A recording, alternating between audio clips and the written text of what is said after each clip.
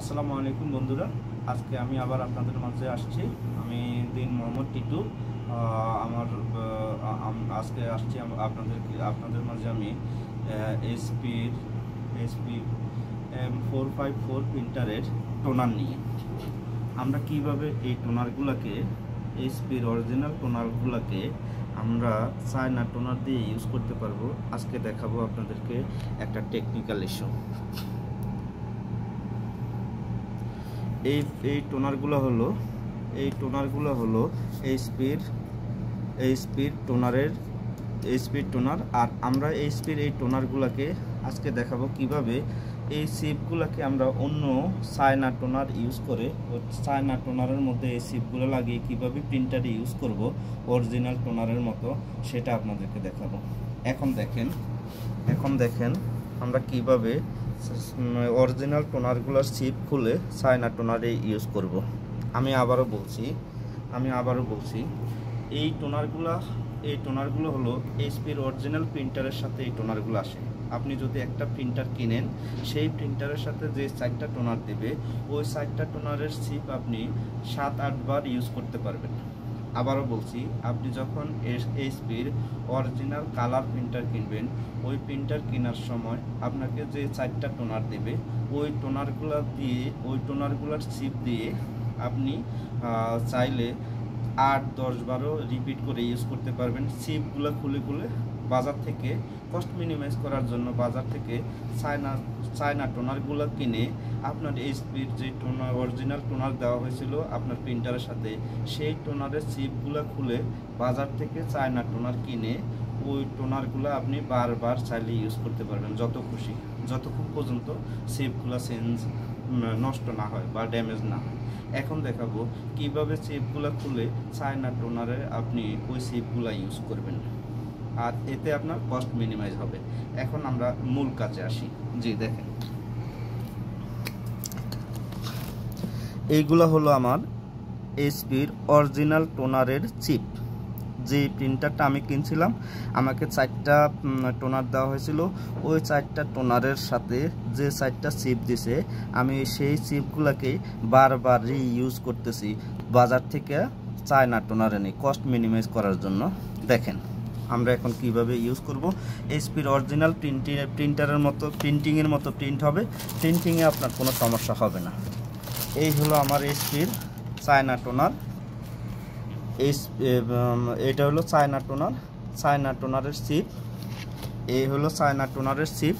আমি এখন এই চায়না টোনারের চিপগুলো খুলে ফেলে দিব, আর এগুলোর মধ্যে আমি অরিজিনাল যে চিপগুলো আছে সেই চিপগুলো লাগিয়ে দিব। তাহলে আমার কালারটায় কোনো সমস্যা হবে না,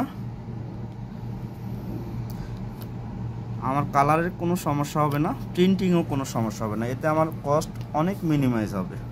আর সেই কস্ট মিনিমাইজ করার জন্যই আমি আসলে এই যে এইচপির যে চিপটা দেখছেন, এই চিপটা আসলে এইচপির অরিজিনাল প্রিন্টারের সাথে আমাকে দেওয়া হয়েছে। আমি এই চিপগুলো যখন প্রিন্টার কেনার সময় আমাকে এই চিপগুলো দেওয়া হয়েছে টোনারের সাথে। আমি সেই টোনারগুলা যখন শেষ হয়ে গেছে, শেষ হওয়ার সাথে সাথে আমি কি করছি, এই চিপগুলো খুলে এই চায়না টোনারগুলো লাগিয়ে ইউজ করতেছি। এখন এই চায়না টোনারটাও আমার শেষ। আমি আরেকটা চায়না টোনার বাজার থেকে কিনে আনার পরে আমি এই যে দেখেন চিপটাকে এই চায়না টোনারের মধ্যে লাগিয়ে দিলাম। একটা টোনার রেডি করা শেষ। আমার একটা টোনার রেডি হয়ে গেছে।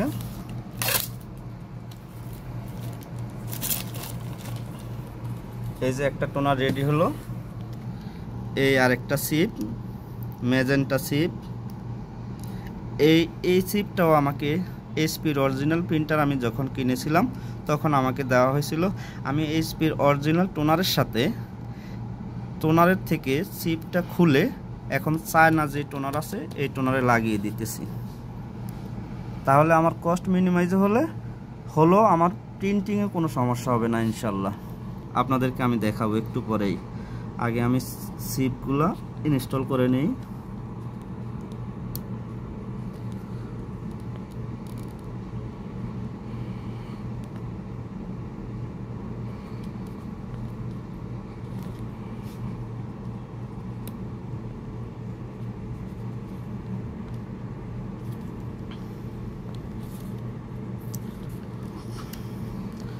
আমি নতুন নতুন ভিডিও আমার চ্যানেলে দিতে থাকবো, আর বিভিন্ন টেকনিক্যাল ইস্যু আপনাদেরকে দেখিয়ে থাকবো। আপনারা আমার চ্যানেলটাকে সাবস্ক্রাইব করবেন, লাইক কমেন্ট শেয়ার করবেন আশা করি।